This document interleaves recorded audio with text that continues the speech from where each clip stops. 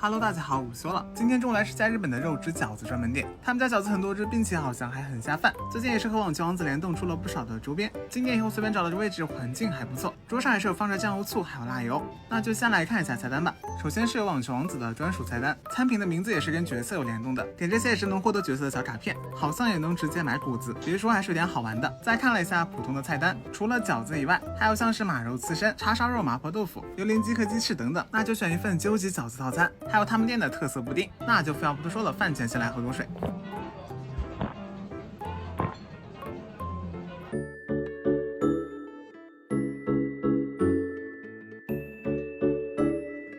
这个饺子看着还是蛮普通的，远远没有布丁看起来香。除了饺子以外，套餐里面的配菜还是蛮丰盛的。那要先从这个肉汁饺子开始尝起吧。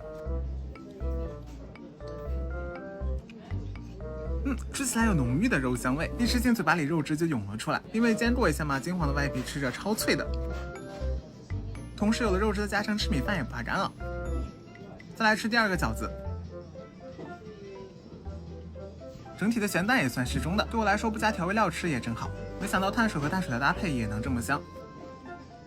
随便来上一坨小咸菜，再简单的搅拌一下这边的这个汤吧。在里面还发现了一个水饺子，也来尝上一下。水饺也不错，就普通的好吃，没有什么特色，也不难吃。不过这个小葱汤就特别加分了。整体比较清新好喝吧，用来下饺子和下饭是最适合不过了。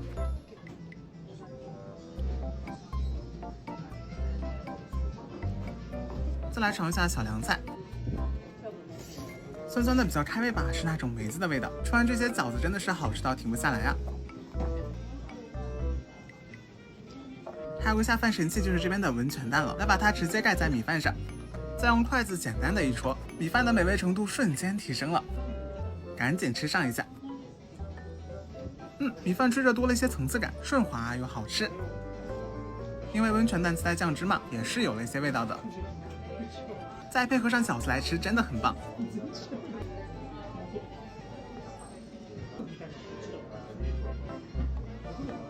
来解决最后一个饺子，米饭配饺子，以前我从未想过的搭配啊。